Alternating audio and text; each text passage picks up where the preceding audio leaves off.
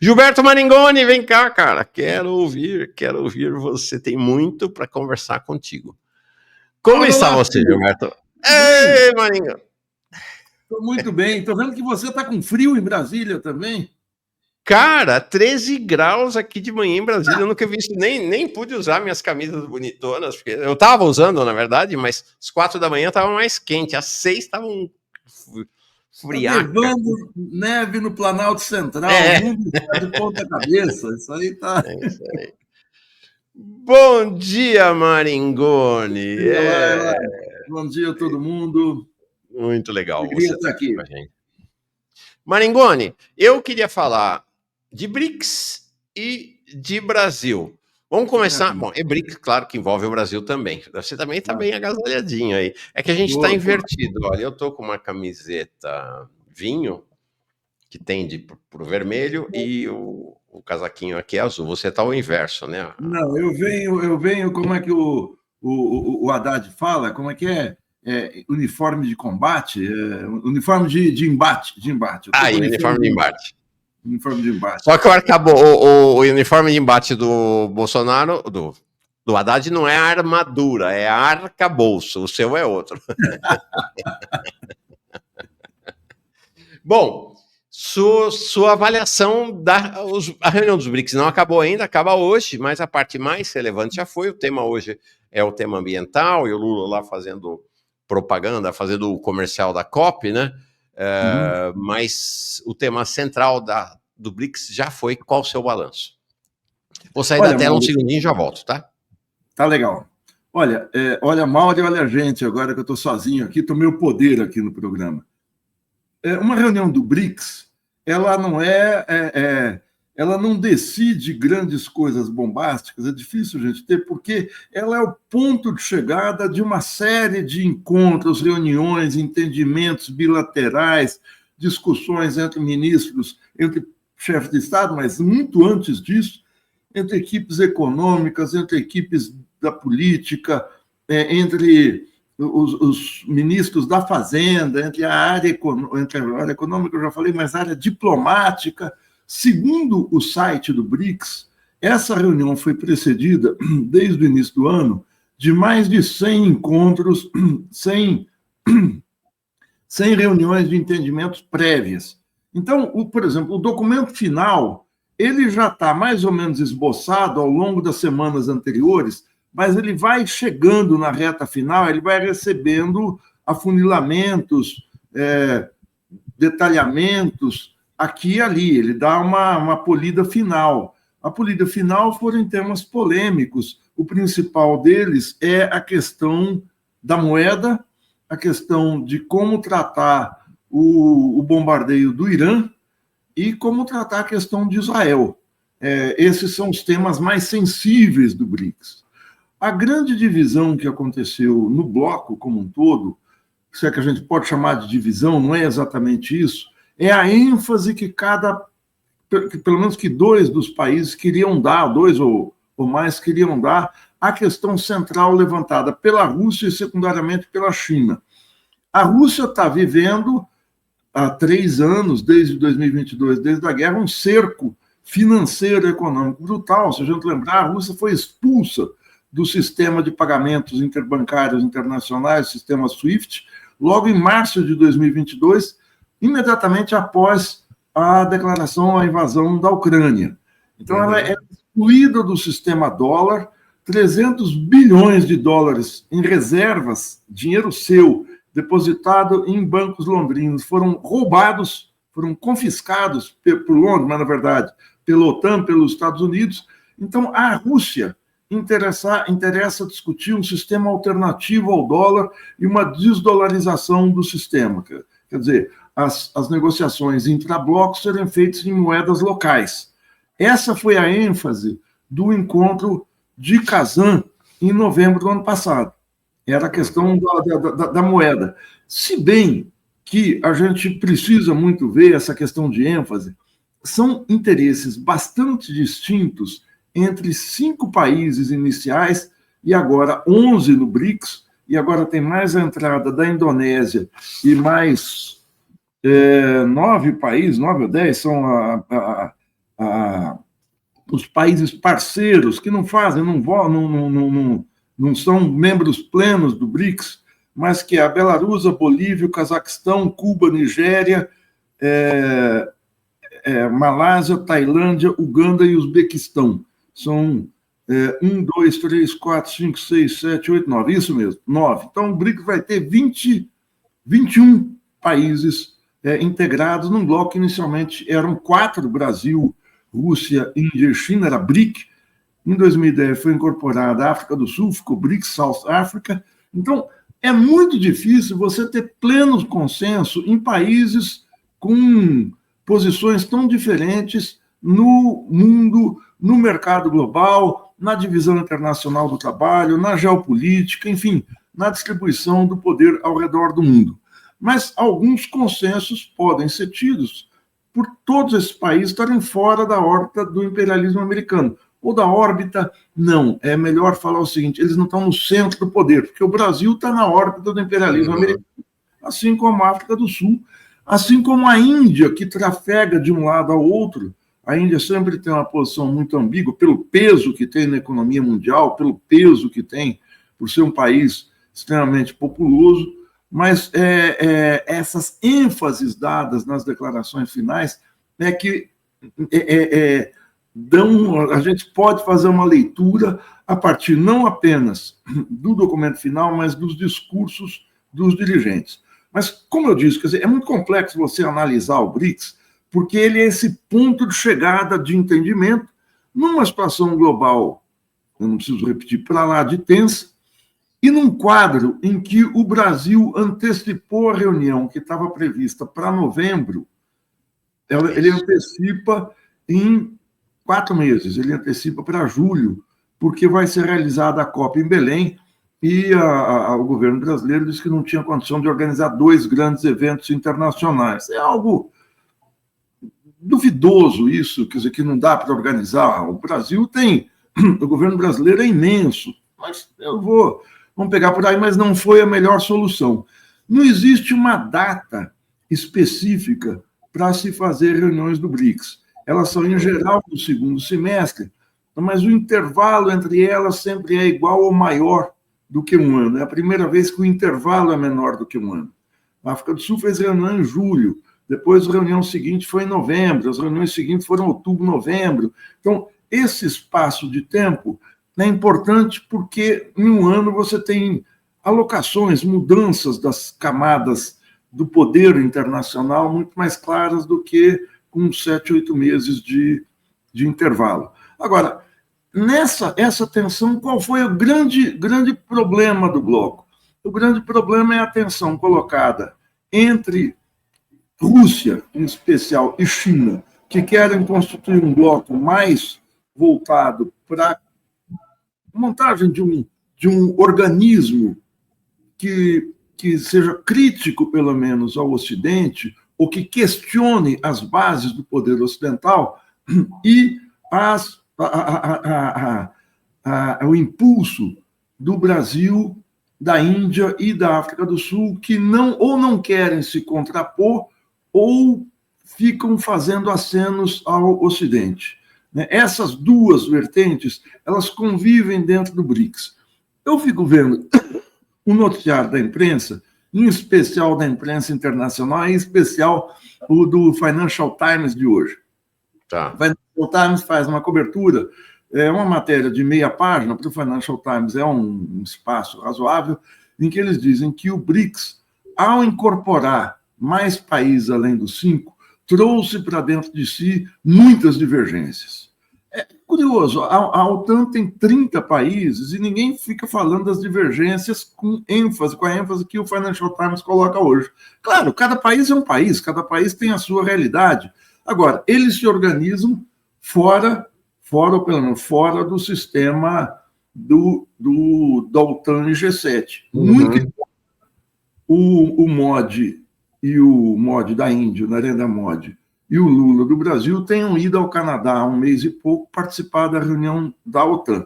Ou seja, as camadas tectônicas do mundo não é um problema do BRICS.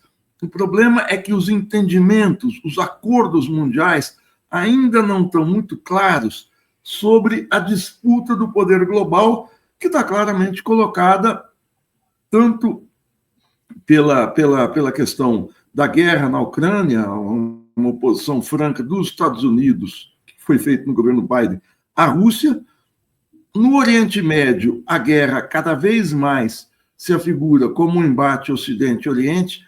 A entrada do Irã na guerra, o bombardeio por parte de Israel, atinge um país que está no BRICS, que é um principal aliado da China naquela região, por ser o fornecedor. 80% do petróleo iraniano é vendido para a China, isso se constitui em 20% do que a China compra com petróleo. Acabou de entrar em operação agora, ou está entrando esses dias, a ferrovia Pequim-Teherã, uma integração que reduz muito o tempo de transporte de mercadorias que eram feitas via transporte marítimo. Em 20 dias se faziam essa rota, era feita não de Pequim, mas dos portos, em 20 dias, agora é feita em 4 dias, pode ser feita em 4 dias por ferrovia. Além disso, o Irã vende petróleo para a China em renminbi, na moeda chinesa. Eu estou falando isso, é uma série de dados que parecem dispersos, mas não são. O fato é que o BRICS cada vez mais incorpora interesses fora da agenda dos Estados Unidos. Por mais que o Brasil tenha evitado, e tenha feito isso já em outras reuniões, mencionar os Estados Unidos na declaração final, tenha feito pressões para isso, por mais que os discursos do Lula e do Putin sejam claramente discursos, um vai numa direção, outro vai em outra, assim como o discurso do Modi, o discurso do Ramaphosa da África do Sul, eles estão juntos e é preciso fazer mediações para manter o bloco. Então, eu estou me prolongando aqui, mas é porque é preciso dar essas nuances num quadro em que a resolução final, como eu disse, preparada semanas em embates, em acordos, em conchavos, em divergências, em como aplacar dissonâncias às declarações finais, sejam muito extensas e muito cheias de nuances. A declaração desse ano tem 31 páginas e 126 parágrafos. Isso. A resolução de Kazan, a reunião realizada em novembro na Rússia, dos chefes de Estado do BRICS, tinha 134 parágrafos e 33 páginas. Isso é um número para assim, olha, tudo bem, é grande. Não. É porque são declarações, não é um manifesto que você fala, exigimos que os Estados Unidos saiam do Oriente Médio. Não tem isso. Agora, tem ênfases. As duas declarações são muito semelhantes em vários itens. A reforma da ONU, nessa aqui, a novidade na nova resolução do Rio é que se aponta nominalmente que deve haver uma reforma no sistema ONU, que vem do final da Segunda Guerra. A ONU foi formada em 1944, e o Conselho de Segurança é formado por 5 países. É a diretoria executiva da ONU, né, que todo mundo sabe disso, é composta pelos Estados Unidos, França, Inglaterra, China e Rússia. A ampliação. O Brasil tem um pleito antiquíssimo. Eu digo antiquíssimo porque ele vem da fundação da ONU, quase, mas ele é anterior. A primeira tentativa de se criar um organismo multilateral internacional foi a Liga das Nações, em 1919, depois da Primeira Guerra Mundial. E ela tinha um comitê executivo. Lá, o Brasil já queria fazer parte. Então, eu digo que é um pleito que tem 100 anos, não na ONU, mas na organização anterior. Então, é citado nominalmente o interesse e a justeza do interesse do Brasil e da Índia de entrarem no BRICS. Agora, só detalhando, Mauro, que é muito importante falar Sim. dos discursos. Depois a gente fala mais. Eu vi que você fez uma leitura bem detalhada, né, dos 126 parágrafos e comparou com o Kazan e tudo. Queria que você dividisse com a gente sua leitura. Os documentos são o resultado desse grande acordo. Então, se a gente for escarafunchar os documentos, a gente vai descobrir diferenças se a gente sabe as tensões na construção do encontro, né? O que vem balizando as políticas externas dos países no período anterior, porque senão parece tudo muito semelhante, e é muito semelhante. Tem parágrafos que você vai lendo num e no outro, você fala, olha, deram um copia e cola aqui do documento anterior nesse com algumas modificações. Então, por exemplo, o documento de Kazan tem uma leve ênfase na questão da desdolarização e da construção de um sistema de trocas, um sistema de compensação entre as moedas, um sistema de compensação bancária internacional alternativo aos Estados Unidos. Agora, eu só vou perceber isso com detalhe se eu olhar para os discursos do Lula e do Putin, porque senão isso me passa meio batido. Então, sabendo disso, eu ponho uma lente aqui. Sabendo da ênfase que o Lula dá na questão da transição energética no seu discurso e da questão climática, eu percebo que aí é muito evidente a questão do clima e da transição é muito mais peso no documento do Rio do que no documento de Kazan. Então, ali você tem, mas assim, é tão por baixo de nuances, de um artigo que vai, outro que vem, questões colocadas, que você tem que olhar com lente, tem que olhar, tem que ler com atenção. Por exemplo, mas tem um avanço na questão aqui no Rio, que é o seguinte, a crítica a Israel é muito mais aguda do que no documento anterior. Até porque a demonstração do genocídio, embora fosse clara há 7, 8 meses atrás, hoje não há quem não veja isso. Em relação ao documento anterior e esse, a gente tem um espaço de 7, 8 meses, mas tem uma diferença brutal na conjuntura mundial, que é o governo Trump, a entrada do governo Trump, que eu vou falar mais adiante. Mas, assim, Israel é citado com muito mais ênfase, a denúncia do genocídio é mais forte nesse documento do que no anterior. Eu contei aqui, são 7 vezes que Israel é citada nesse documento, que não é pouca coisa, né? Lá é citado 8, mas, além das citações, elas são muito mais enfáticas.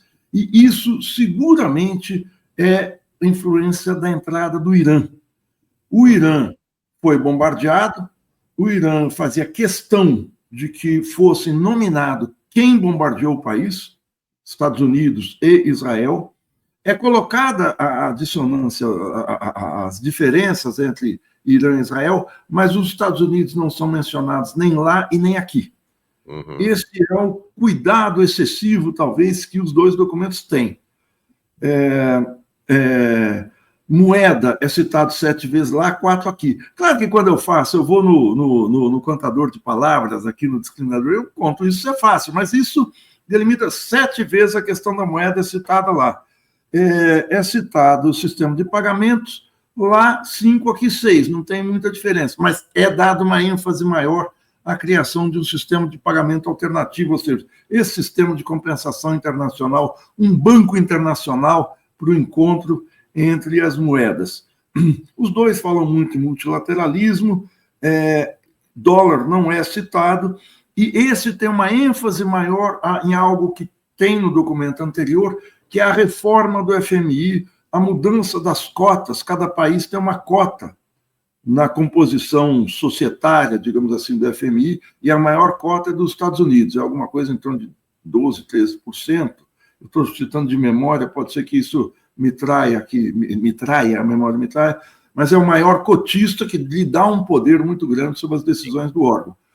Lá não tanto, porque, embora fosse citado, porque se você está criando um sistema de compensação internacional e você tem o Banco do BRICS, que tem o arranjo contingenciador de reservas, é um FMI alternativo,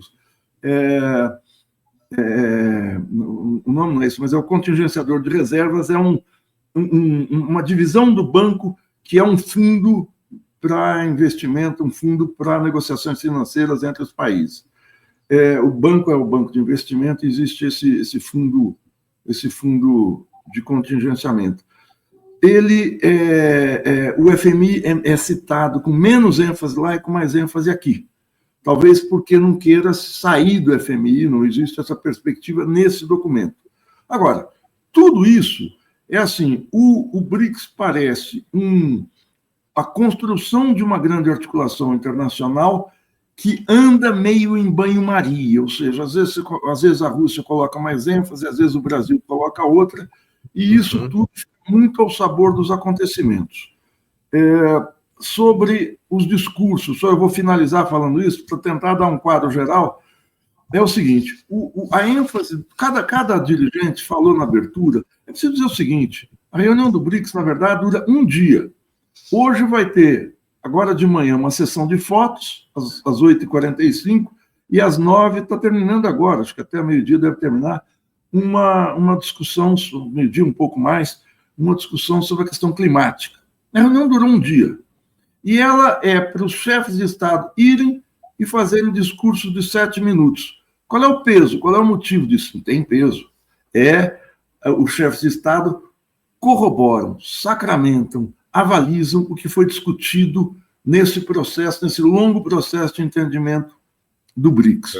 O BRICS, sempre lembrando, ele não tem estatuto, não tem sede, ele é muito mais um fórum do que um organismo com regras claras, Por isso é que não tem muito sentido em falar os BRICS estão divergindo. Sim, eles divergem sempre, mas no documento eles chegam a um acordo mínimo, a um patamar mínimo de convergência.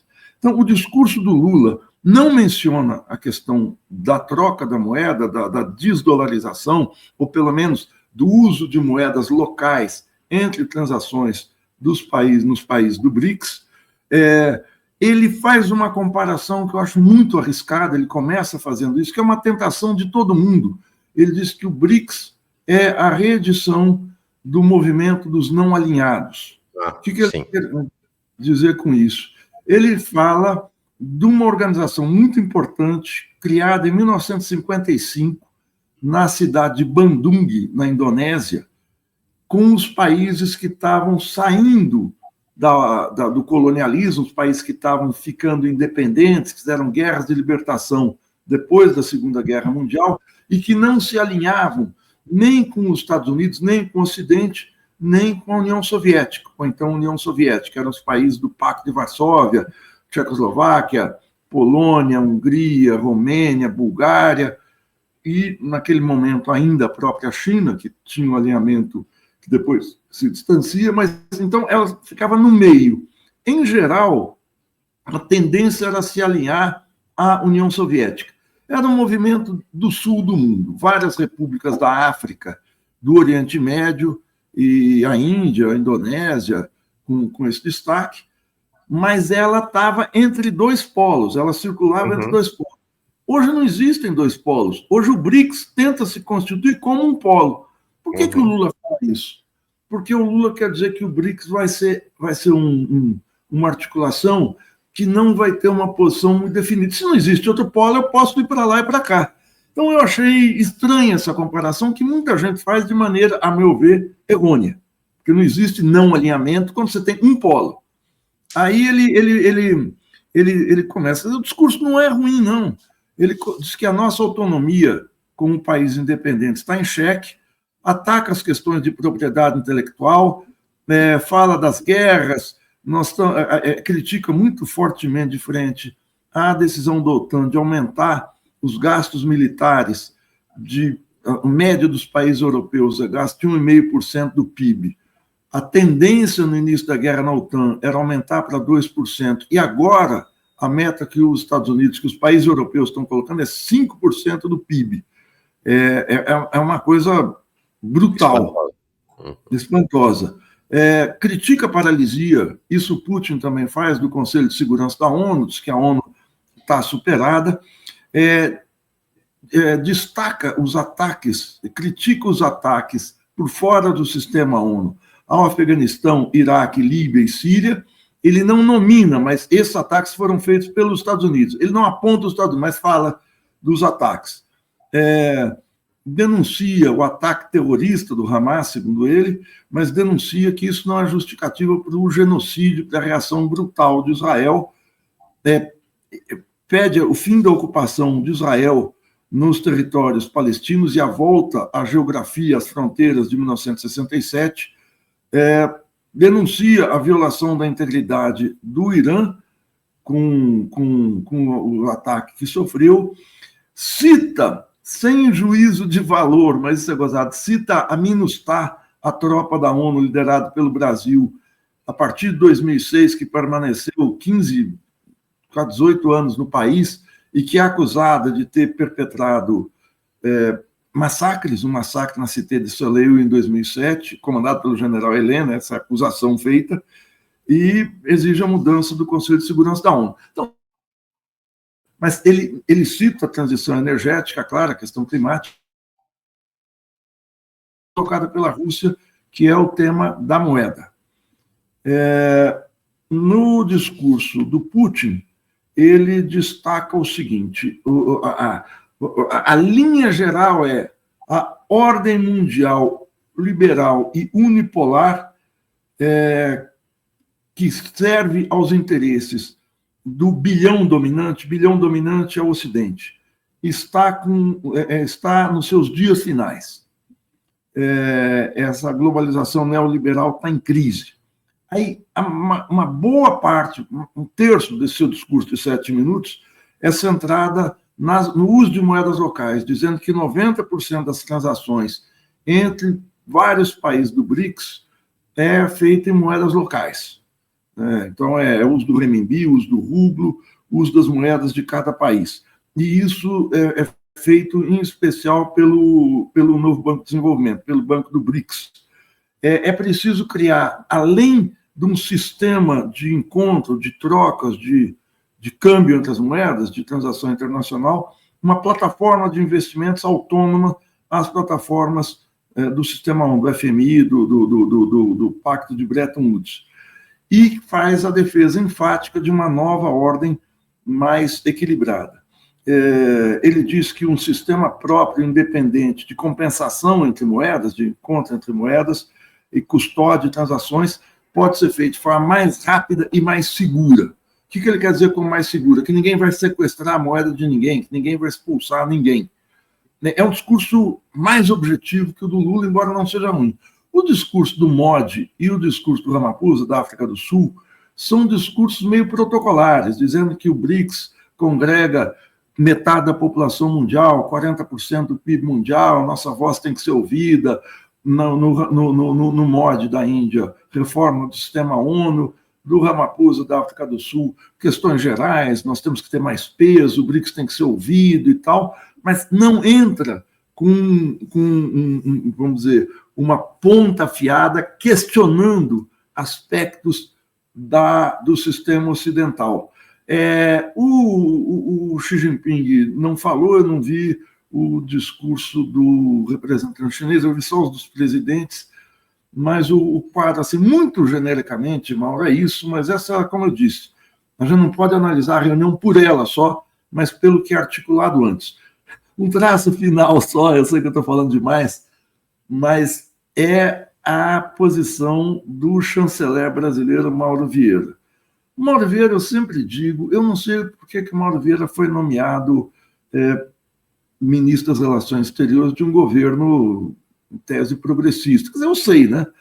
O Mauro Vieira é um diplomata apagado. Ele não é um diplomata como o Celso Amorim, ou como Samuel Pinheiro Guimarães, muito mais, ou mesmo como o Rubens Recupero, do outro lado. Ele não ele foi ministro do governo Fernando Henrique, mas que são teóricos, são intelectuais da questão internacional. O Marco Aurélio Garcia, que era um monstro nessa questão. Marco Aurélio e o Samuel Pinheiro Guimarães, que faziam, junto com o Celso Amorim, o trio de ouro da diplomacia do primeiro e segundo governo Lula. O Mauro Vieira é apagado, é um burocrata, ele é aquele diplomata durinho, tal, que não diz uma palavra fora do lugar, não descontenta ninguém e tal. Pois ele escreve um artigo que teve repercussão nesse meio diplomático na revista do SEBRE. O SEBRE é o Centro Brasileiro de Relações Internacionais. É um think tank neoliberal da política, da diplomacia, das relações internacionais, sediado no Rio de Janeiro. Tem lá o Celso Laffer no seu conselho, tem figuras do mundo financeiro. Eu posso dizer que é quase uma casa das garças da diplomacia, levando-se em conta que participam como colaboradores eventuais, tal, Celso Amorim, professores da UFRJ, tal, mas se você pega a diretoria, claramente é o pessoal do sistema financeiro. Pois o Mauro Vieira escreve um artigo cheio de obviedades sobre o BRICS, mais uma vez, a situação, metade da população, 40%, temos guerras demais no mundo, precisamos reformar o sistema ONU, e no final afirma em 2 parágrafos: o Brasil é um país ocidental, não só geograficamente por estar no Ocidente, mas as suas alianças são ocidentais. O que ele está querendo dizer? Olha, não venham vocês do BRICS querer nos puxar para a oposição a Washington, que nós não vamos fazer. Ele reafirma isso numa entrevista ontem na Folha de São Paulo, em que ele fala: o Brasil é um país ocidental e o BRICS não é uma articulação anti-ocidental. Não existe isso, não tem isso. Então, essa é a tensão colocada na reunião, e não um número de países, porque se fosse o número de países, você não constituiria a ONU, que é o lugar que mais tem divergências, é a ONU.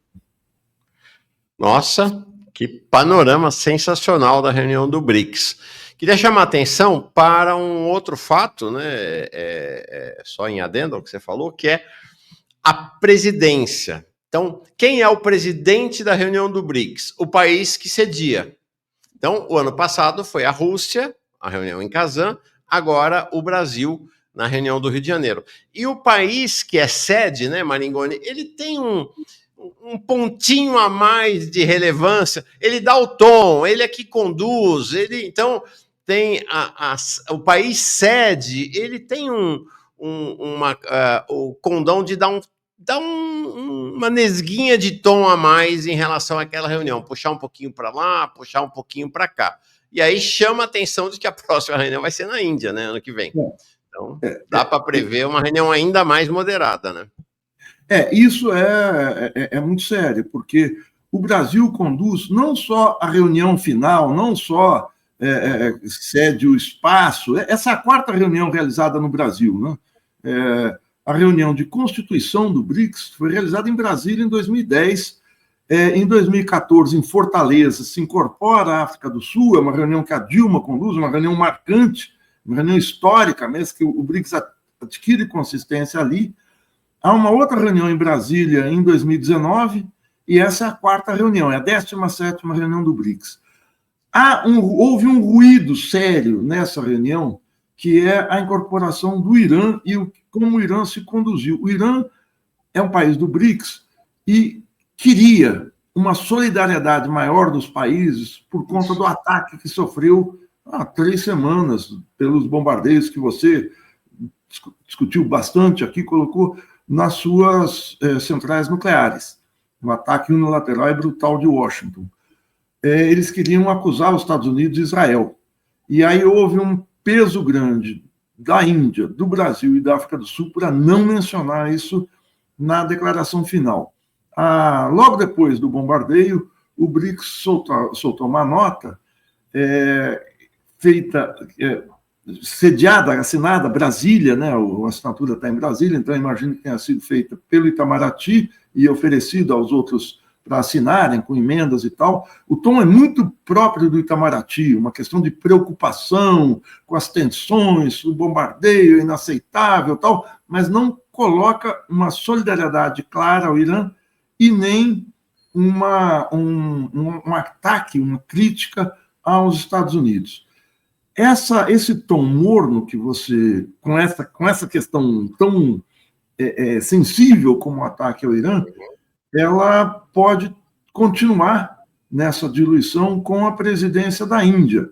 Como eu disse, a Índia ela tem problemas sérios com a China, né? Problemas de território, problemas territoriais, e ela, pelo peso que tem no mundo, como eu disse, ela se move por interesses próprios, né? Um país, como se falava, um país baleia, um país imenso, então ela trafega entre Estados Unidos e esse eixo Pequim-Moscou. Ela jamais vai se submeter ou vai se aliar, pelo menos no governo Modi, né? Não digo jamais é uma coisa que a gente não pode dizer, mas se aliar firmemente à China e à Rússia, a não ser que haja um acontecimento internacional inteiramente novo e tal. Então, a sede na Índia deve dar uma diluída. O que vão fazer China e Rússia está para ser visto.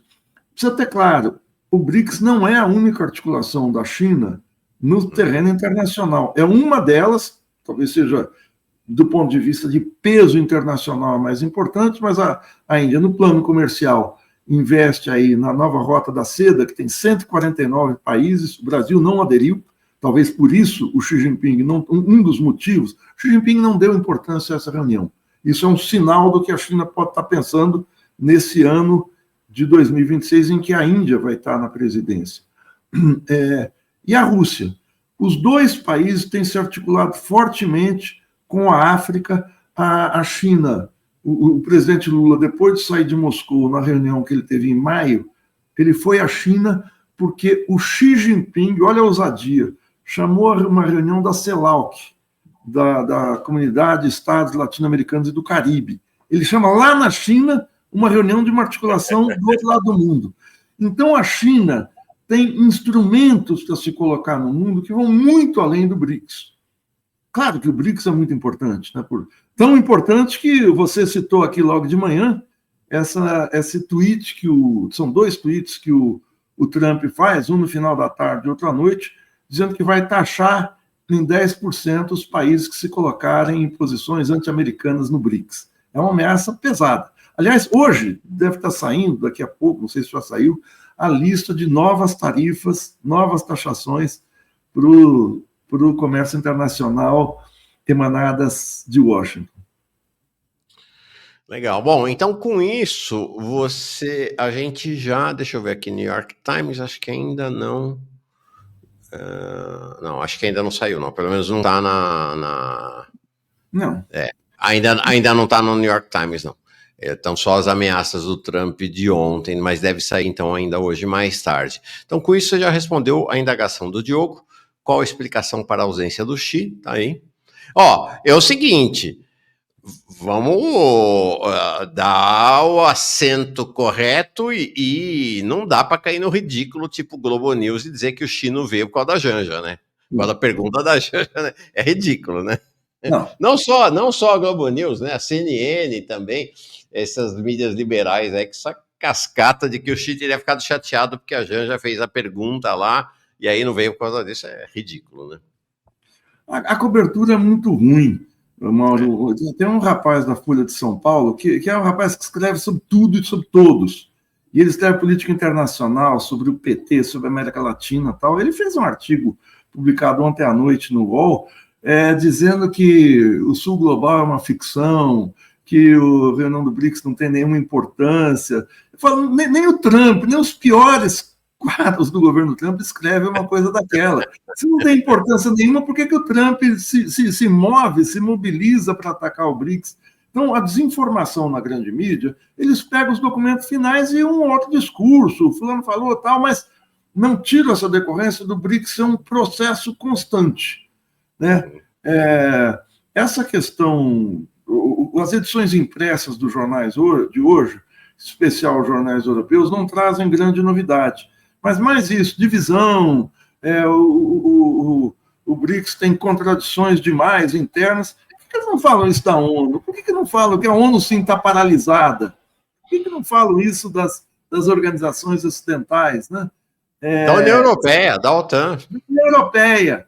Eu lembro, não é o caso do BRICS, mas essa paralisia, essas reuniões que acabam se tornando muito mais... Elas têm peso pela reunião em si, ou seja, a notícia é a existência da reunião, e não deliberações que são tomadas ao longo do ano, né?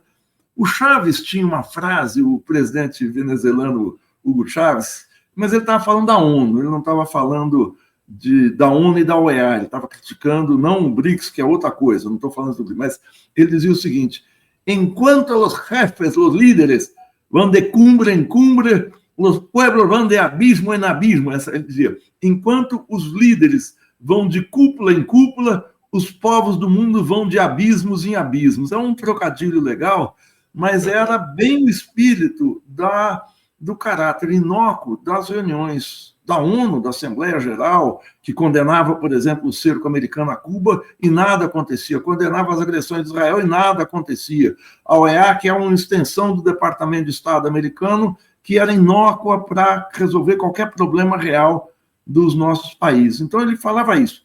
Eu espero que o BRICS não se torne algo dessa natureza, desse matiz. Agora, é preciso ter em mente essa articulação que vai envolver a Índia, não só a Índia, os novos membros também têm interesses nos Estados Unidos, né? O caso dos Emirados Árabes, que são aliados dos Estados Unidos e ocasionalmente se afastam um pouco dessa órbita, estão entrando no BRICS. Quer dizer, uma organização internacional, ela em si é complexa, em si. Sim. Mas eu acho que o Brasil não precisava ficar alardeando, nós somos ocidentais. Sim, eu sei, eu olho no mapa e vejo. O Mauro Vieira devia saber, todo mundo no ensino fundamental viu o mapa mundi. Agora não, ele chega na reunião de Kazan, ele dá uma entrevista lá em Kazan falando isso, e às vésperas do BRICS no Brasil ele fala isso. Porque justamente quando o Brasil assume a presidência, ele está dizendo para os Estados Unidos, olha, nós somos leais, viu? Nós não vamos fazer nada para incomodar vocês. É isso que ele está falando. Nós estamos aqui, mas estamos com vocês. Tanto que o Lula demonstrou uma ambiguidade enorme em ir à reunião do G7 no Canadá há quase um mês, que é uma reunião inócua. Acho que o Lula passou um carão ali. No dia que ele está chegando, eles tomam uma posição clara de apoio ao Estado terrorista de Israel, ao genocídio, apoiam o ataque de Israel ao Irã. E ali não tem problema deles darem nome aos bois e chamar o Irã de Estado que desequilibra a região. Ninguém reclama disso. Reclama se coloca contra os Estados Unidos. Então, a cobertura, não só aqui, eu quero ver a imprensa internacional ao longo do dia de hoje. Quer dizer, tem jornais muito bons, o El País é um jornal muito bom, o Financial Times também, mas eu quero ver o tratamento dado ao BRICS. Eu tenho umas questões que o pessoal está trazendo aqui, vou colocar para o senhor. Eu antes, e aí depois nós vamos falar de Brasil um pouco, tá? Só fazendo um parênteses, o Antônio Marcos perguntou, qual a avaliação de vocês sobre o plebiscito popular? A gente já falou desse assunto, mas volto um pouquinho mais. E o Reginaldo, é bom esclarecer se o plebiscito tem peso de lei ou se é somente e válida agitação. É só agitação, esse plebiscito não tem peso de lei. Para plebiscito ter peso de lei, precisa ser convocado pelo Congresso Nacional, né? Fala. Ou pela presidência da República. É rapidinho, uma nota de rodapé, não tem muita importância, mas eu não sei o que é plebiscito popular. Porque a palavra plebiscito, ela tem um prefixo que é plebe. Plebiscito. Plebe é povo, plebe é popular, plebe é a base da sociedade. Então, o plebiscito já é popular em si. Um plebiscito popular é uma redundância. Ele pode ser um plebiscito não oficial. Isso sim. Agora, plebiscito popular é como falar, tem fogo quente aqui, tem gelo frio. Então, só essa é uma questão semântica só. Eu nunca soube o que queria dizer plebiscito popular. Antônio Marcos, nós não somos inimigos do plebiscito, mas fazemos algumas ponderações, né? Primeiro que a ideia do plebiscito veio num momento em que tanto a Frente Brasil Popular, hegemonizada pelo PT, quanto a Frente Povo Sem Medo, hegemonizada pelo PSOL governista, quiseram botar um freio nas mobilizações de rua que começavam a crescer. Então, em vez de fazer mobilização de rua, vai fazer plebiscito. Segundo, é que tem duas perguntas só o plebiscito, que é a questão exatamente da jornada 6x1 e se rico deve ou não pagar mais imposto. A pergunta fundamental para definir o perfil do governo brasileiro e da luta no país, que é a questão do arcabouço, não comparece no plebiscito. Então tá aí.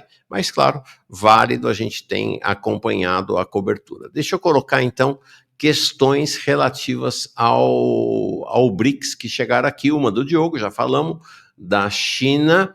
Aqui o Carlos Silveira. Qual seria um ponto de convergência na FERA? FERA é o nome que ele deu aqui, à frente da esquerda revolucionária. Ele está propondo uma frente da esquerda revolucionária aqui no país. Qual seria o ponto de convergência, então, da esquerda revolucionária a respeito dos BRICS, sabendo que existem divergências profundas sobre a relação com a China e Rússia dentro da esquerda radical. A batata quente no colo do nosso Carlos Marinho. A Fera, eu gostei do nome, gostei da sigla, assim como eu gostei de Ursal, que era a União das Repúblicas Socialistas da América Latina. Fera e Ursal são dois animais de briga, tal. Olha, eu não sei, porque eu não sei ainda o que foi discutido na Fera, né? Você tem divergência sobre Rússia e China, agora o Mauro tem reiterado aqui que quem empunha a luta empunha, não é impunha, empunha, pega no punho, conduz a luta anti-imperialista hoje no mundo, é o Irã, a Rússia e a China, com nuances, com diferenças de interesse. Então, o que tá em pauta, julgo eu, na discussão global, não é o que cada governo, cada regime, como é que trabalha isso internamente, mas é a posição dos países no sistema global. E existem várias complicações aí. A Rússia claramente foi excluída pelos Estados Unidos, foi definida pelo Biden como inimigo principal. O Trump coloca como inimigo principal a China, não por ser socialista, mas por, como eu reitero sempre, por estar derrotando os Estados Unidos no campo do chamado, entre aspas, livre comércio, das regras do comércio impostas pelos Estados Unidos. Então, a China consegue produzir com alta produtividade da indústria chinesa, consegue preços unitários de manufaturas muito mais baixos. A maneira como a China lida com o câmbio, ela consegue, ao ter sua moeda muito desvalorizada em relação ao dólar, ela entra nos mercados, isso há 40 anos, ela vai entrando nos mercados, que eram tradicionais mercados americanos ou europeus, de manufaturas, de bens duráveis, e agora de bens de alta tecnologia, de computação, de software, de inteligência artificial, semicondutores, de armamento sofisticado. O Irã vai comprar caças chinesas de última geração, porque a Rússia está com dificuldade de entregar os pedidos feitos, porque está concentrada na guerra na Ucrânia. Então, a China compete com os Estados Unidos. O mercado de armamentos é um mercado trilhardário nos Estados Unidos, para os Estados Unidos e nos Estados Unidos, e a China entrar nessa seara, ela bate de frente com os Estados Unidos. Agora, ela não faz uma disputa capitalismo-socialismo no terreno internacional, porque ela tem interesses comerciais em vários lugares. Agora, por exemplo, o primeiro-ministro do Irã esteve na China logo depois dos ataques.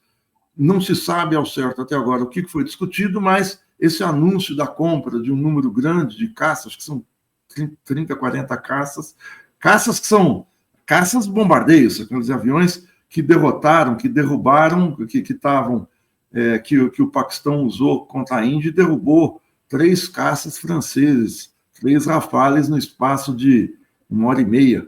Um caça que foi provado em combate agora. Então, o Irã está reequipando as suas forças armadas com material chinês. Então, a China... É difícil responder essa questão, né, sobre os países. O fato é o seguinte: na política internacional, eles se movem eu posso definir com firmeza e cautela ao mesmo tempo.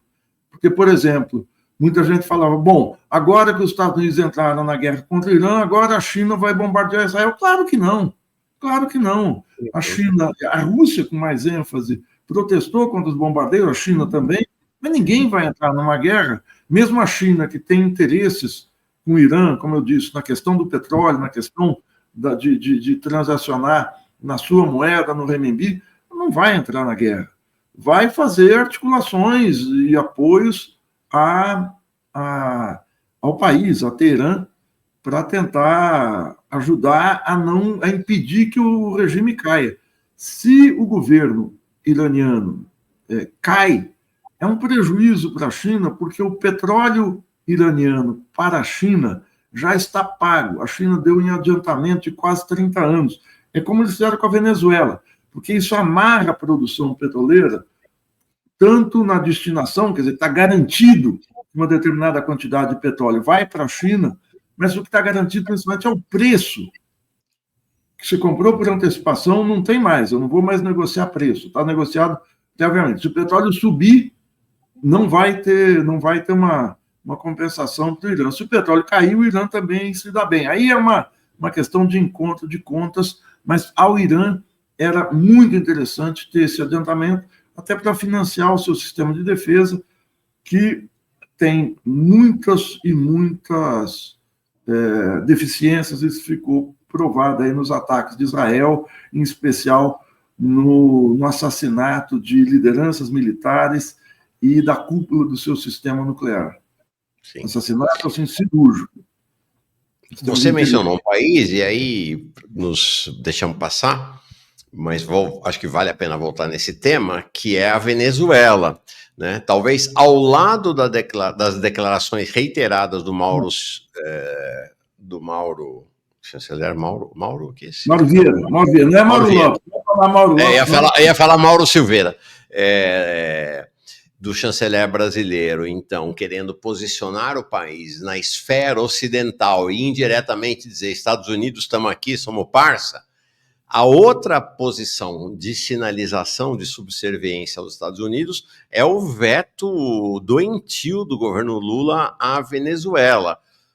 Desta reunião do BRICS, inclusive, porque sempre há essa possibilidade de convidar países que não são do BRICS, nem são associados, nem nada, para participar da reunião. O Lula convidou o Boric, convidou o Chile para vir para a reunião, o Boric veio. Convidou também a Sheinbaum e o Petro, que não vieram. Mas a Venezuela mandou, através da sua chancelaria, avisar o Itamaraty que gostaria de ser convidada, e não foi convidada pelo governo Lula, né? Por exemplo, é positivo que o Brasil tenha convidado Cuba.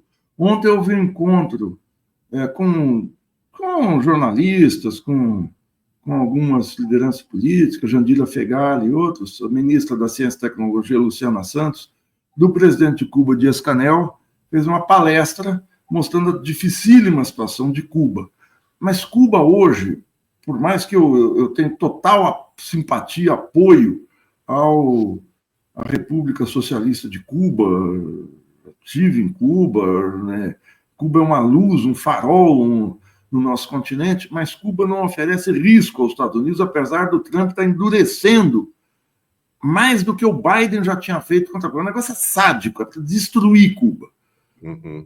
E deveria merecer uma solidariedade maior do Brasil, da Rússia e da China, que embora tenham feito alguns gestos positivos. Mas a Venezuela, ela é ativa contra os Estados Unidos. Ela tem as maiores reservas de petróleo do mundo. Hoje o BRICS congrega entre os seus países alguma coisa por volta de 45% das reservas mundiais de petróleo. Se a Venezuela entra, 60% das reservas estão no BRICS. Isso aponta para o futuro uma possível articulação dos produtores de óleo, dessa modalidade de energia. Mas a exclusão da Venezuela é algo gritante no BRICS, esse impedimento.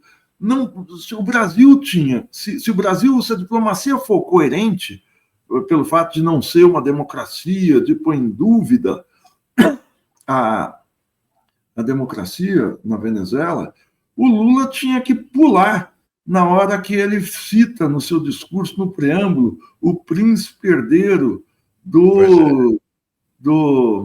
da Arábia Saudita. Como é que você cita príncipe herdeiro que está aqui representando? Uma monarquia não é uma democracia.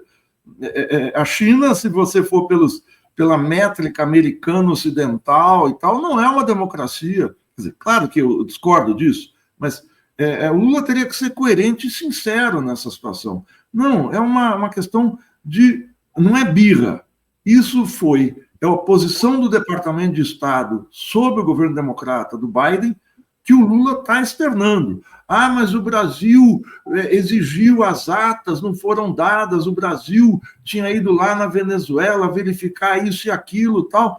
Olha, você, Mauro, falou várias vezes aqui, e a eleição do Equador, que foi feita sob estado de sítio, e todas as pesquisas apontavam a vitória da candidata do Rafael Correia, e não do candidato de extrema-direita, o Noboa.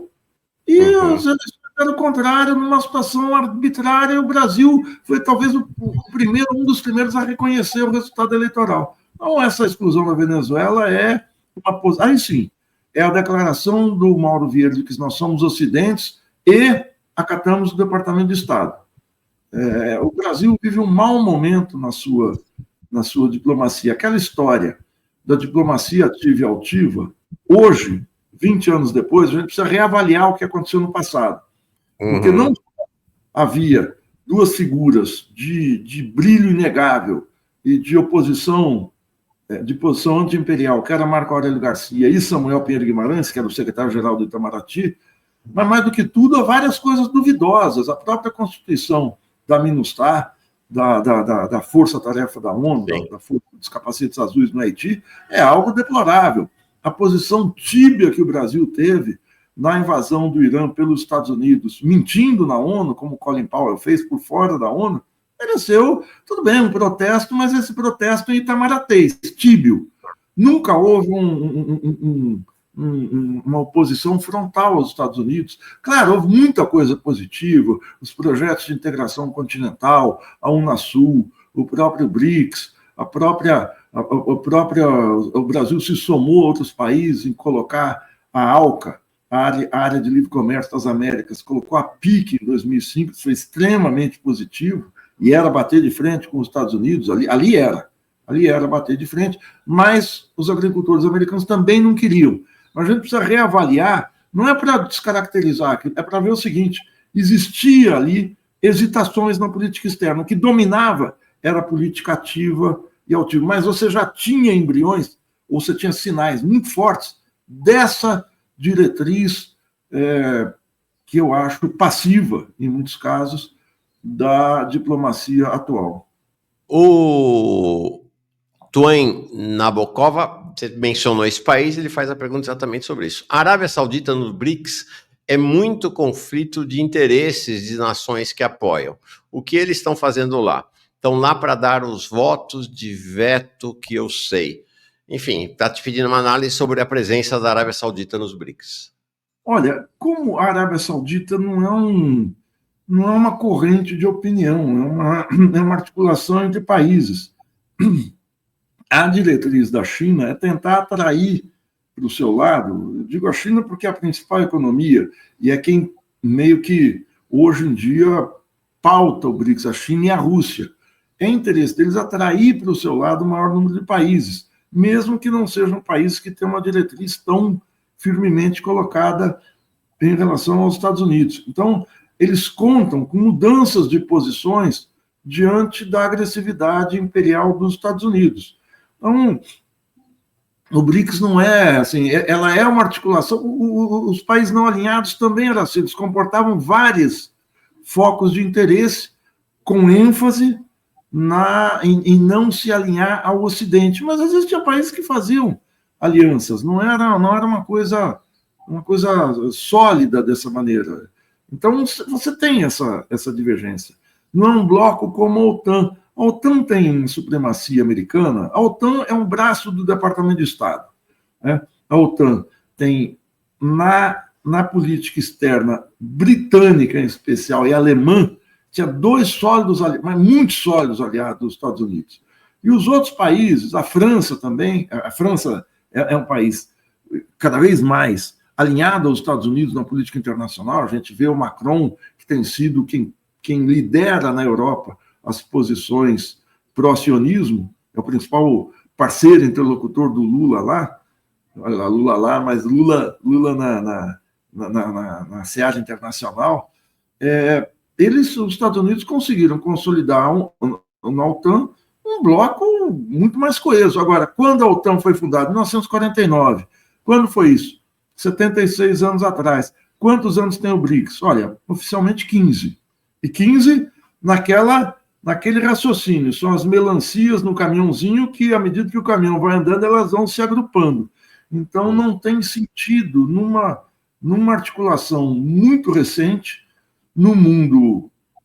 O mundo sempre é confuso, não? O mundo sempre é tenso, mas no mundo conflagrado, com o avanço internacional da extrema-direita, o que me parece é que a China, a Rússia, não podem se dar o luxo de ficar colocando veto em quem quer se aproximar. O país quer chegar.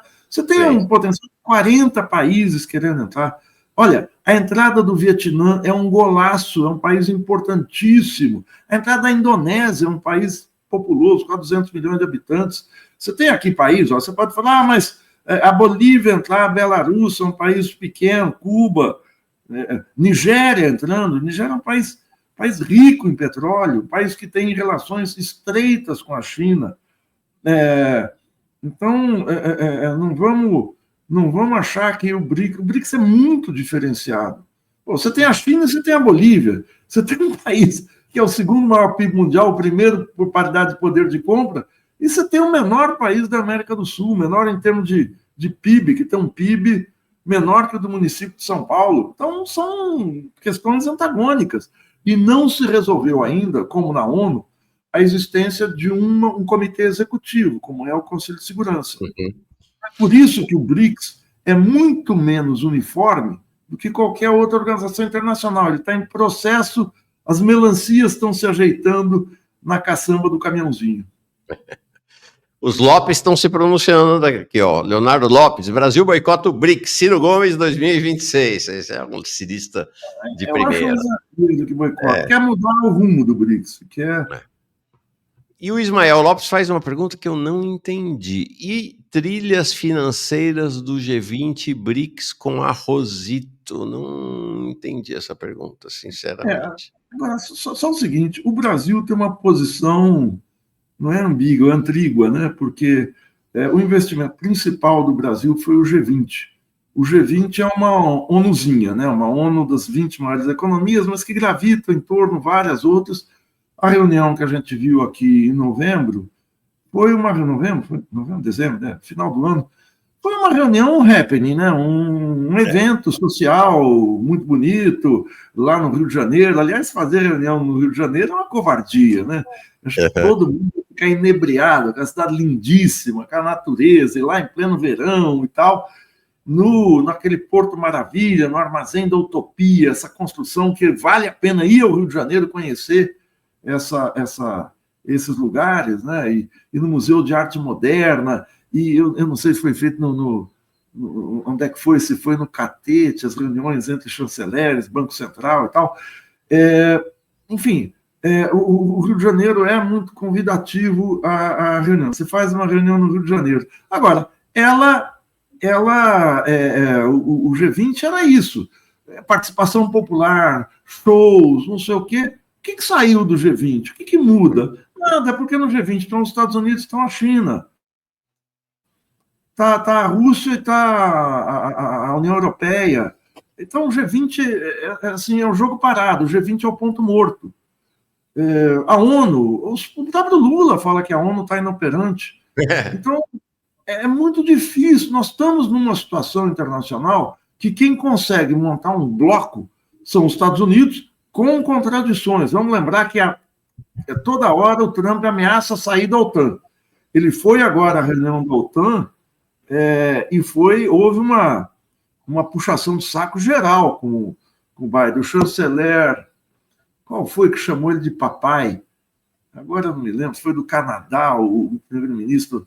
Eu não lembro qual integrante chamou o Trump de pai, papai da daddy, das organizações internacionais, uma subserviência vergonhosa aos Estados Unidos, de países já grandinhos, né? Países com barba na cara, com França, Inglaterra, Alemanha, tal, uma submissão total. Então, a gente tem que ver o mundo em que a gente está vivendo, e o BRICS está nesse mundo. E até que consegue fazer uma condenação firme a Israel, que se contrapõe àquela passação de pano não, apoio explícito do G7. E o Lula, quando eu digo fica antríguo, porque ele fica em 3 canoas, né? Ele está no G20, tudo bem, o G20 tem que estar importante, tal, dar visibilidade para o Brasil, mas efetivamente tem nada, não tem nada. O Lula vai no G7 fazer não sei o quê. Ele diz, vão me acusar de não ter ido no banquete dos ricos. Que acusar em banquete dos ricos o quê? Aquilo é você dar força. Também achei ruim a Cláudia Sheinbaum tá lá, o Nerenda Modi está lá. Agora, esses chefes são movidos por tentar fazer. A Cláudia Sheinbaum diz que os interesses com os Estados Unidos são muito grandes. Agora, quem opera a direita é quem tem poder. O Trump chega lá no meio da reunião do G7, diz que tem que voltar para Washington, não explica por que, vai embora. Tem que cuidar da vida, não vou ficar aqui tirando foto, não preciso disso. Quem quer tirar foto comigo, vem fazer selfie comigo, não vou fazer com ninguém. É meio que assim, quer dizer, o país hegemônico tem essa, não é o direito, mas tem a prerrogativa da arrogância e da soberba, por enquanto. É isso aí. Gilberto Maringoni, antes de falar especificamente aqui de Brasil, mas falando já sobre Brasil, deixa eu colocar essa pergunta, mas não responde ainda não, que eu quero dar o contexto. O André Vinhal diz assim, também sinto vergonha de ser brasileiro e saber que a Petrobras é sócia do genocídio. Quando os nazis sionistas forem derrotados, Lula e os executivos da Petrobras serão responsabilizados. Aí, eu tratei aqui mais cedo desse assunto, Maringoni, até falando dessa coisa das reportagens que tinham sido publicadas e foram despublicadas, tanto no Brasil de Fato, quanto no Opera Mundi, quanto no Poder 360. E aí, alguém aqui, 2 pessoas no chat disseram que a própria ONU teria despublicado. Não, isso não aconteceu. Deixa eu colocar aqui a Francesca Albanese, que é a relatora especial da ONU para o genocídio. Então, ela está aqui, é o post dela do dia 1º. Se você clica no link, tá? O link remete para... Deixa eu mostrar aqui. O link remete para o relatório da ONU. Então, o relatório da ONU não saiu no ar, não. Não saiu do ar, não. Deve ser alguém que está aí plantando essa informação. Mas está aí, está no ar o relatório da ONU. Bom, minha pergunta para você, Maringoni, na sexta-feira veio aqui, foi muito assertivo e contundente, o Leandro Lanfredi, que é diretor do Sindipetro do Rio de Janeiro, sobre essa questão. Como é que você vê a manutenção das relações diplomáticas e comerciais do Brasil em geral com os Estados Unidos, com Israel, mas especificamente o envio de petróleo e óleo, combustível, e suspeitas, inclusive, de querosene de aviação para Israel? Olha, Mauro, primeiro deixa eu falar, eu discordo dessa ideia eu vou discordar de você, você briga comigo depois. Eu não tenho vergonha de ser brasileiro, não, eu tenho vergonha da Petrobras, tenho vergonha do governo que permite esse tipo de coisa, eu não tenho vergonha, eu tenho uma plena identidade com o Brasil, tenho orgulho, mas não é isso. Eu não falei que tem vergonha de ser brasileiro, eu tenho vergonha eu estou brincando com você, eu não estou aqui, é uma coisa só, eu não tenho vergonha, mas porque senão eu não aponto realmente quem são os responsáveis por fazer isso. Uma Petrobras atendendo a interesses privados e a pressões do sionismo, pressões de Israel aqui dentro. Você mesmo mostrou, o Cláudio Lotenberg, o poder que ele tem diante do Ministério da Saúde hoje aqui, né, nessa articulação empresarial de lobby do João Dória, o LIDE. O governo brasileiro que é condescendente com isso, que, como você bem apontou no início do programa, é um sionista majoritário, nomeia a maioria dos diretores. Eu acho que o Brasil tinha que parar de vender. O Celso Amorim deu uma entrevista na Folha no sábado, dizendo que as relações comerciais vão ser reduzidas ao mínimo. Mas ele não aponta qual é o mínimo. Se o mínimo chega a manter a exportação de petróleo. Né? As relações comerciais deviam ser cortar a venda de petróleo, do óleo. Essa posição é muito ambígua. As pessoas alegam, olha, mas a China e a Rússia não romperam com Israel. Sim, mas eu não estou na China e na Rússia e eu estou criticando o governo brasileiro. No Brasil, se fizesse isso, seria um peso mundial enorme de um país. Uma das 10 maiores economias do mundo está rompendo com Israel. Então, é preciso deixar de ser ambíguo. O Lula fala de Israel, fala reiteradamente em genocídio, está muito certo em falar, mas já faz 1 ano e meio que ele tem dito isso, e preciso passar as palavras. Ele não pode ser como o Itamar. O Itamar, eu me lembro uma vez, ele foi acho que na feira, em Juiz de Fora, e viu que os preços estavam antes do Plano Real, né, que esse preço estava nas alturas, está tudo muito caro, ele dá a seguinte declaração: alguém tem que fazer alguma coisa. Ele era o presidente da República, né? Então a gente não pode dar uma dictamar e falar, olha, o Lula não pode falar, olha, é um genocídio, como que dizendo, alguém tem que fazer alguma coisa. Sim, ele tem que tomar uma atitude e transformar a intenção em gesto, como fala o poeta, né? Eu não lembro qual a gente fala, como fala o poeta, é o Fernando Pessoa, eu não me lembro agora. Acho que sim. É o Fernando Pessoa, a distância entre intenção e gesto tem que diminuir. Então, é isso. Eu acho que o Brasil tem que concretizar essa questão, e eu tenho vergonha da Petrobras, da posição do governo brasileiro. Acho que isso tem que ficar claro. Aliás, devia ser uma posição geral do BRICS se o BRICS tivesse uniformidade, mas é impossível aprovar algo desse se nenhum país do BRICS, tirando o Irã, acho que só o Irã, rompeu relações com Israel, dos países que estão aqui dentro. Venezuela rompeu, Colômbia rompeu, mas esses aí estão proibidos de entrar no BRICS pelo Brasil. A Bolívia, que entrou como parceira, rompeu também. Também, isso que eu estou vendo aqui. O Leonardo... Não, essa é uma situação, realmente, essa coisa... Inclusive, sabe, Maringoni, começo a ficar irritado já com os discursos do Lula em relação à Gaza, porque soa até um tom de cinismo, né? O cara faz o discurso que faz e, ao mesmo tempo, o petróleo brasileiro está indo para o genocídio do povo palestino. É meio cínico isso, sabe? Eu fico meio... Mauro, um dia a gente vai precisar examinar. Eu escrevi há uns 10 anos um artigo, um capítulo de um livro, que eu não sei se você conhece, que era chamado 5.000 Dias. Era uma tentativa, logo depois, em 2017, uma tentativa, eram 40 autores examinando cada área, única análise abrangente dos anos do lulismo, daqueles 13 anos e meio dos 2 governos Lula e do 1,3 governo da Dilma, né? Menos dos 13 anos e meio, que davam mais ou menos 5.000 dias. E eu falava da ambiguidade dos discursos do Lula. O Lula nunca toma uma posição frontal sobre algo, clara, ou se toma, isso não tem muita correspondência na realidade. Então, ele fala de Israel, mas isso não tem correspondência com a realidade. Há dias agora, ele fez um discurso dizendo que a austeridade não deu certo em nenhum lugar do mundo. Pois é. Que austeridade interna.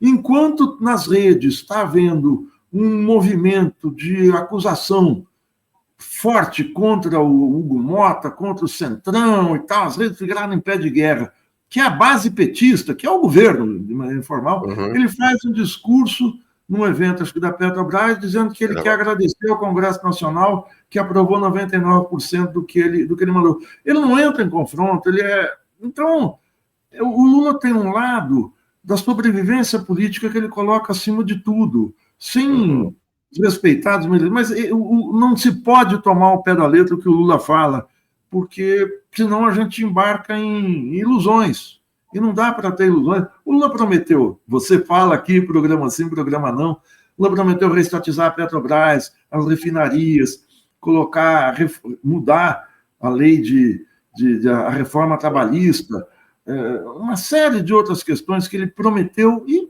não concretiza, não vai adiante, aliás, retrocede. Então, a palavra do Lula é muito difícil de ser levada ao pé da letra.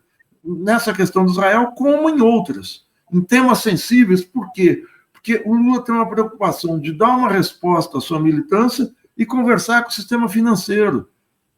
Descobriu agora que existe pobres e ricos, coisa que nunca se colocou. O governo petista nunca colocou. Nunca teve uma pretensão de fazer justiça tributária. Você fala dos 25 anos do século XXI, 17 foram de governos petistas, nunca foi colocada a questão de taxar os ricos. Nunca foi, aliás, ao contrário. O que o Lula sempre propagou é que nunca os bancos ganharam tanto dinheiro como no meu governo. Ganhar a custa de quem? Né? Isso é uma vantagem. Então loucura. O Leonardo Lopes, meu primo, brincadeira, tá, Leonardo? É porque somos Lopes. Ciro acertou em 2022, falou que Lula 3 seria o maior estelionato eleitoral da história, entregar o Brasil na mão do Centrão e pagar de estadista do mundo. Vamos falar sobre essa questão, né,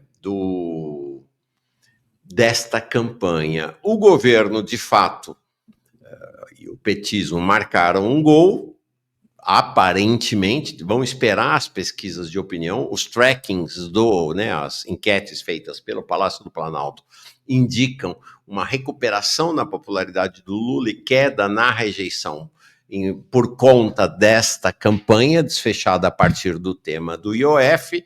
Mas é isso, né? Você tem esse movimento nas redes e, ao mesmo tempo, você tem a provável eleição do Edinho, que significa uma guinada importante do PT à direita, se ele for eleito presidente.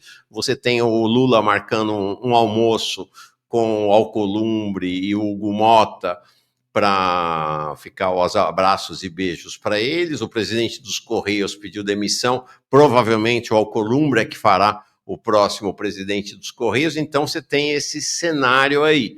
Como é que você analisa? Eu sei que você tem uma avaliação um olhar de complexidade para essa situação que a gente está vivendo agora. É uma situação bastante complicada, como você fala, porque houve essa radicalização nas redes, mas o mais importante é que ela gerou empatia e as pessoas estão reproduzindo. O PT, pelo que eu tenho lido, eu não sou especialista no assunto, mas bateu pela primeira vez nas redes o Bolsonaro, a extrema-direita. Né? Essa história do pobres e ricos, essas montagens feitas com inteligência artificial, aquelas coisas caricatas de rico com massa de dinheiro, do outro lá imitando o Mota, bebendo uísque no gargalo e tal. Isso pegou. Isso foi uma febre nas redes. O que mostra o seguinte: a mobilização, mesmo que seja uma mobilização virtual, há uma mobilização de opinião pública quando você entra com uma proposta que tem apelo em determinadas camadas da sociedade. E isso demole a história de que a correlação de forças impede o governo de fazer qualquer coisa. Por que eles estão fazendo isso agora, com o caso do IOF, e não fizeram em casos sensíveis, como o de ampliar direitos do trabalhador, como colocar em pauta a reforma, para pegar as promessas de campanha, sem sair delas, coisas que o Lula falou que ia fazer. Por que para reestatizar a Eletrobras, ele não fez uma campanha desse tipo na internet, detonando a direita, detonando os interesses financeiros, mostrando o que está por trás da venda da Eletrobras, cujos maiores acionistas são aqueles que quebraram as lojas americanas, aqueles caras que causaram o maior escândalo financeiro no Brasil, são os maiores acionistas da Eletrobras. Por que não faz isso denunciando quem comprou, como é que foi feita a negociata da venda das refinarias, enfim, etc, etc, etc. O que faz no IOF? Porque o IOF é outra coisa, não é a justiça tributária.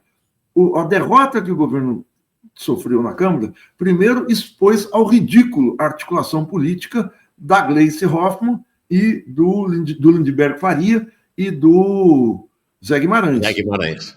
É assim, uma articulação política de quinta categoria. Eles levar uma rasteira do Mota. O Haddad fez uma negociação dia 13 de junho, o Lula repete, histórica, segundo ele, na casa não sei de quem, que estava lá, a equipe do Ministério da Fazenda e o Mota, fecharam que não se ia colocar em votação a questão do IOF, que depois de desossar o IOF, de tirar a taxação das grandes transações internacionais, ia se colocar um IOF light, a elevação de algumas alíquotas.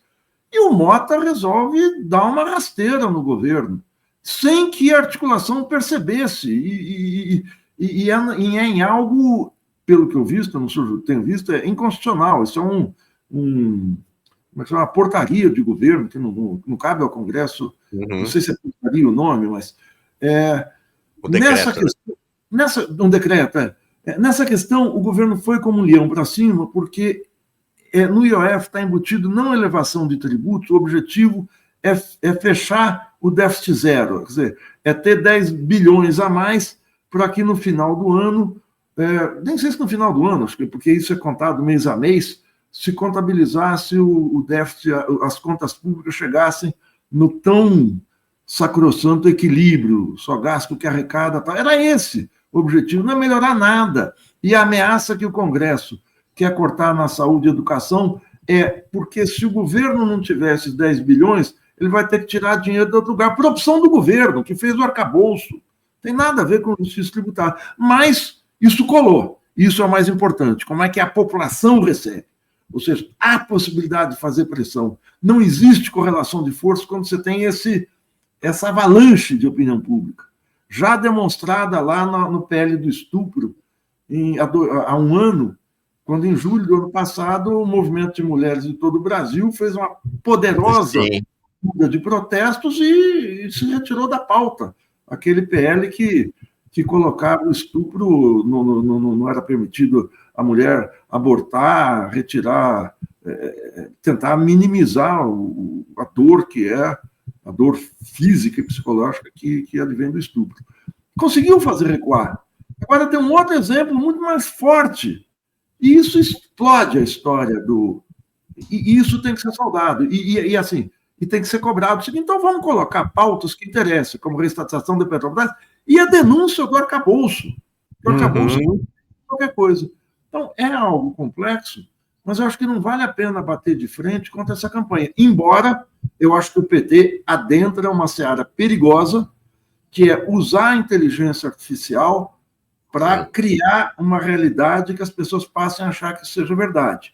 Não vai custar nada, daqui a um ano, a gente ter filmes do Lula vindo de gabinetes do ódio, de fontes no exterior, de fazer o Lula contando o dinheiro que ele está recebendo de algum banqueiro, fazer o Haddad tirando dinheiro o Haddad e o Galípolo tirando dinheiro do hipotético cofre do Banco Central e colocando no bolso. Não vai custar nada. Eu vou ter saudade, tenho saudade da mamadeira de piroca que foi a campanha de 2018. Se a gente pensar o que vai ser essa campanha com a inteligência artificial, vai ser algo muito sério. E o PT inaugurou o uso da inteligência artificial para criar uma ficção política. Não reclame depois, né? Porque eles estão começando. Tudo bem, começou. Se não começasse, a direita ia começar. Mas o mais importante é o seguinte: há engajamento quando há um chamamento para o enfrentamento. Foi feito o enfrentamento. Há engajamento. Então tá, então vamos colocar o engajamento em outros pontos importantes para combater a extrema-direita, os ricos, a burguesia, seja lá o que for, mas para fomentar esse monstro que as pessoas acham, essa coisa antiga, que é a luta de classes, né? Precisa deixar claro quem é quem manda e quem não manda. Acho que é uma questão, Maringoni, e que tem a ver até com esse livro que você mencionou, dos 5.000 dias, que é esta lógica com a qual o PT tem operado ao longo dos anos, que é a de fazer campanha pela esquerda e governar pela direita. E parece que o exemplo maior disto, e você é alguém que acho que foi o primeiro a apontar isto na análise política nacional, que é a campanha da Dilma em 2014. Lembram-se a campanha Coração Valente, em que a Dilma foi apresentada. A campanha do PT apresentou a Dilma como uma guerrilheira. Gente, isso é incrível isso, né? Uma campanha, olha aqui, eu até botei um trechinho daquela campanha, é muito forte. Você nunca vacilou em lutar em favor da gente. Tá aí, a Dilma guerrilheira. E aí o que acontece? Antes dela tomar posse, depois desta campanha, ela vai lá e coloca o Bradesco para cuidar da política econômica do governo. Então, o que o Lula está fazendo agora, eu acho que essa turma toda aí que embarcou na campanha tal, vai levar uma rasteira logo. Mauro, você está citando o principal. Tem uma coisa secundária que eu fiquei espantado na época. A Dilma detonou a campanha da Marina de uma maneira desleal, e ela era uma peça do João Santana, era muito boa. Era uma família em torno de uma mesa, e a comida ia sumindo, eles tinham pão, arroz, feijão, eles estavam jantando, e a comida com os pratos começava a desaparecer, e dava um corte para uma mesa muito semelhante, que eram banqueiros, não era ainda inteligência artificial, mas eram atores, os banqueiros meio na penumbra contando o dinheiro e falando, e aí tinha a voz em off. Marina quer quer aprovar a independência do Banco Central. Se vier a independência do Banco Central, o texto estou lembrando de memória, os banqueiros vão controlar a economia, vão ganhar muito mais, e quem perde é você e sua família.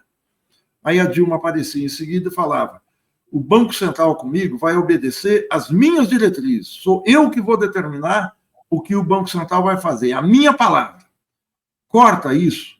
Na semana seguinte, ela é eleita, o resultado sai num domingo. Tem reunião do Copom na terça e na quarta. Eles aumentam a taxa de juros. Na época era aumentar de 8 para 8,5, não lembro quanto, era bem abaixo do de hoje. Mas foi um tapa na cara, porque eu falo, bom, se eu acreditar na Dilma, ela mandou aumentar a taxa de juros depois de dizer que a Marina ia fazer isso, ia fazer, tornar o banco independente, aumentar os juros. Ela fez isso. 3 dias depois eu fiquei em choque. Fiquei em choque, assim. Falei, pô, mas como? E aí eu falei, bom, esperamos o pior. Aí veio essa bomba que foi o Levi no Ministério da Fazenda, né? O Levi, que já tinha participado do governo Lula 1, ele estava na equipe do Palocci, né? Não vamos esquecer, Marcos Lisboa, Levi e outras figuras do mercado financeiro estavam na gestão Palocci. Ele foi depois secretário de Finanças do Rio de Janeiro com o Sérgio Cabral, se não me engano. A mesma coisa agora, né, nesse Lula 3, você também é um dos que sempre toca nesse assunto, que é a farsa que foram os ataques seguidos, sistemáticos, no primeiro ano do governo Lula, do presidente da República ao então presidente do Banco Central, o RCN, né, Roberto Campos Neto, neto do Roberto Campos, né, um dos líderes... Não, você tem sido brilhante nisso, que você colocou aquele vídeo do Lula garantindo ao Galípolo que o Banco Central ia ser o mais independente possível. Então, você botou outro dia, é chocante, usando o seu palavreado, eu gosto dos seus adjetivos, é chocante aquilo, chocante.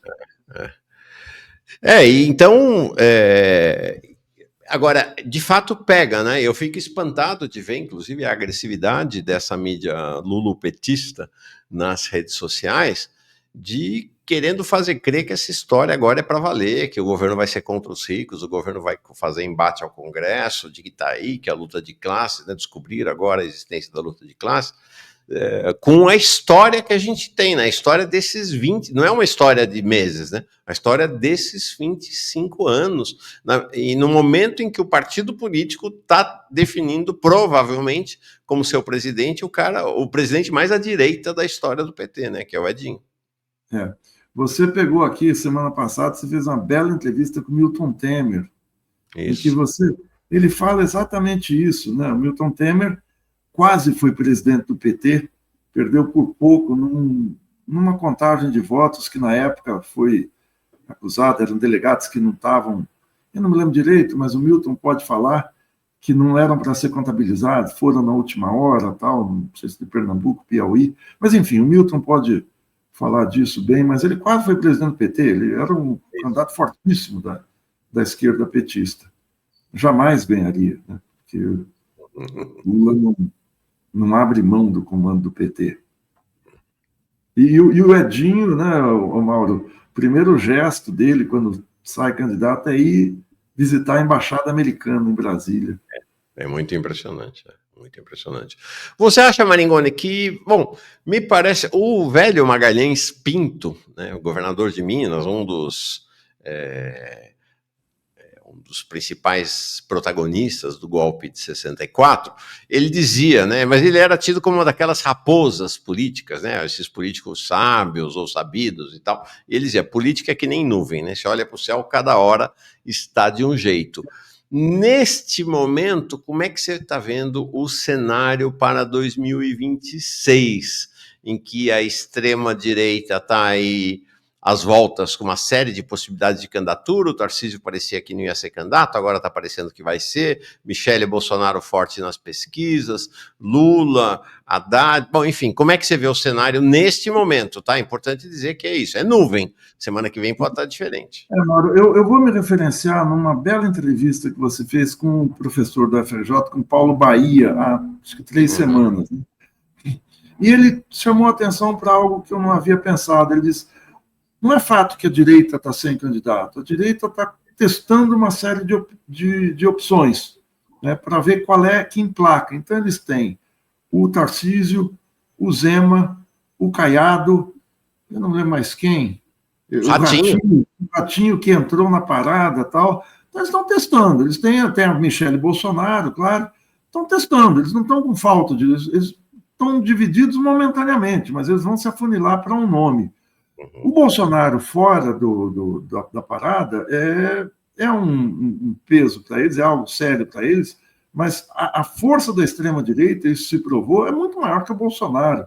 O resultado das eleições de 2024, quando a união da direita e da extrema-direita fez a amplíssima maioria das prefeituras brasileiras, a esquerda, eu me lembro agora, ficou com 4%, era assim, mais de 90% é o mal chamado centro, a direita e a extrema-direita comandam as prefeituras, comandam o interior do Brasil.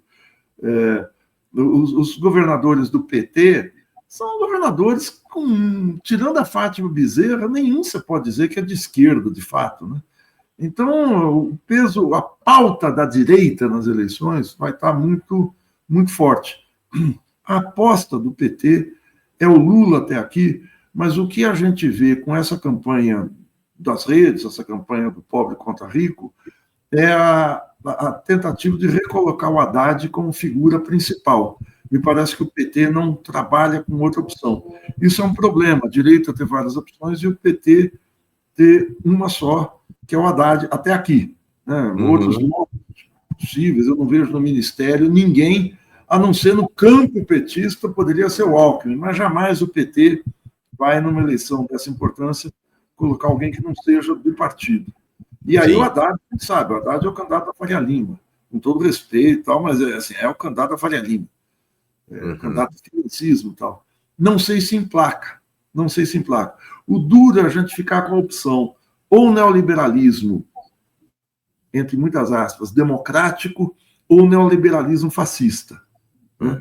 Ou seja, o projeto é o mesmo, Paulo Guedes e Haddad, com nuances distintas. Trafegam no mesmo, é teto de gastos ou é novo arcabouço fiscal, mas é uma opção muito complicada.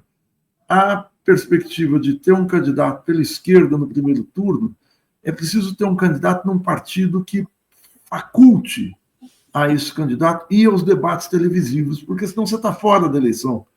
Eu me lembro, eu fui candidato aqui em São Paulo em 2014, o grande impulso que a gente teve foi poder ir ao debate da Globo, da Record, da SBT, enfim, os debates colocados, tem entrevistas com igual destaque no Estadão, na Folha, que tinha mais peso hoje, percorrer o interior, ir às rádios e tal. Então, você tem uma presença mínima que fosse no debate eleitoral e está presente também no horário eleitoral da TV. Senão você não existe. Sem dinheiro você não existe. Então, vai acabar se afunilando, por enquanto, a não ser que dentro do mainstream surja alguma candidatura. É um quadro difícil.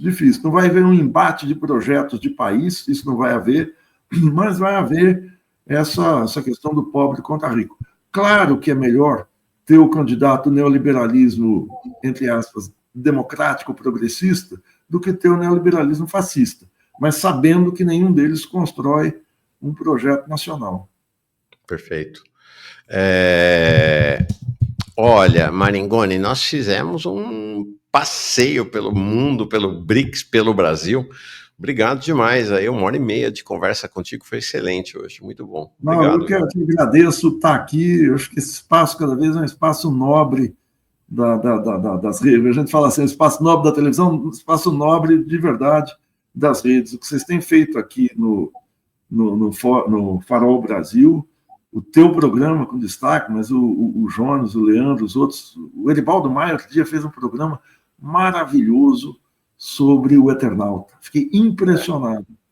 Eu vi, fantástico, né? Você é um fanzaço, né, da minissérie, né, do Eternauta, né? Só porque eu conheço o Eternauta há 30 anos dos quadrinhos, né? E do Osterheld. O Osterheld, ele tem outras obras do Osterheld, que é o roteirista, publicadas no Brasil pela editora Figura, que é de um amigo de Porto Alegre, o Rodrigo Rosa. Assim, é um escritor argentino, a gente fala de quadrinho. Não, ele é um literato.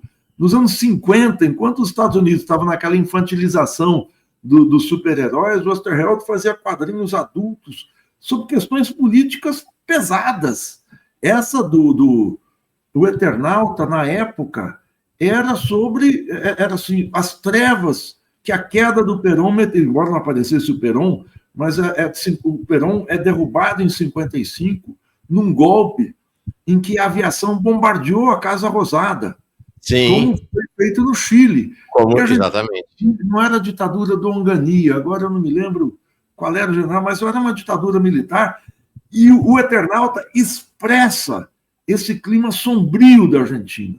A série do Eternauta na TV, ele consegue com muita felicidade atualizar e expressa essa sombra do fascismo neoliberal do Milei. Vai vir a segunda série, em que nos quadrinhos é a parte mais pesada, porque o que é? Eu não quero dar spoiler, mas é uma invasão alienígena. As pessoas vão falar, bom, mas invasão alienígena, que coisa? Tem milhares de filmes. Não, é que você vai vendo que os alienígenas não têm um comando claro, eles têm uma hierarquia que você não chega a lugar nenhum. Então é uma coisa assim, é um sistema que vai oprimindo, que vai tomando conta, é uma coisa sufocante. Começa com uma neve que você não sabe de onde vem, isso o Eribaldo fala muito bem, é uma neve tóxica, e termina com uma dominação tóxica. Ali foi a ditadura militar, o Oesterheld fez uma nova versão nos anos 60, que era aquele clima do assassinato de Che Guevara, e nos anos 70, logo depois da ditadura, um pouco antes do assassinato dele, ele faz uma nova versão, que é o fascismo explícito ali, que são os alienígenas. É uma metáfora da sociedade argentina muito forte. Eu me alonguei aqui, eu sei que você deve estar com um tempo curto agora, que eu falei demais, mas o Eribaldo... Não, perfeito. Agora, um indicativo de como a série também acertou o alvo é a reação do Milei, né? Furibunda a reação do Milei. Sim, e você pega a imprensa argentina, foram dezenas de artigos, e houve manifestações que as pessoas iam com uma máscara de mergulho, e como o Eternauta, como o Juan Salvo, que é o personagem central, que é encarnado pelo Darín, isso virou meme vivo, né? Não sei se é meme vivo, mas cosplay, que o pessoal chama, né? O pessoal foi vestido de Eternauta, porque está combatendo a neve tóxica do fascismo, né? Muito... raras vezes a gente vê isso, Eribaldo faz bem, em que você vê o peso que uma ficção premonitória de 70, quase 70 anos atrás, dialoga com os dias de hoje. É muito, muito pesado. As pessoas deviam procurar nas boas casas do ramo os livros do Oesterheld. Nada se perde. Claro, ele, como qualquer autor, tem altos e baixos, mas é um literato argentino de primeira grandeza. 3 dicas, então. Os quadrinhos do Eternauta, a série do Eternauta e o comentário do Eribaldo Maia sobre o Eternauta. Exatamente. Dicas de Gilberto Maringoni para a semana. Obrigado, Maringoni. Boa semana para ti. Um abração. Tchau, tchau. Obrigadíssimo, Mauro. Um abração a todo mundo.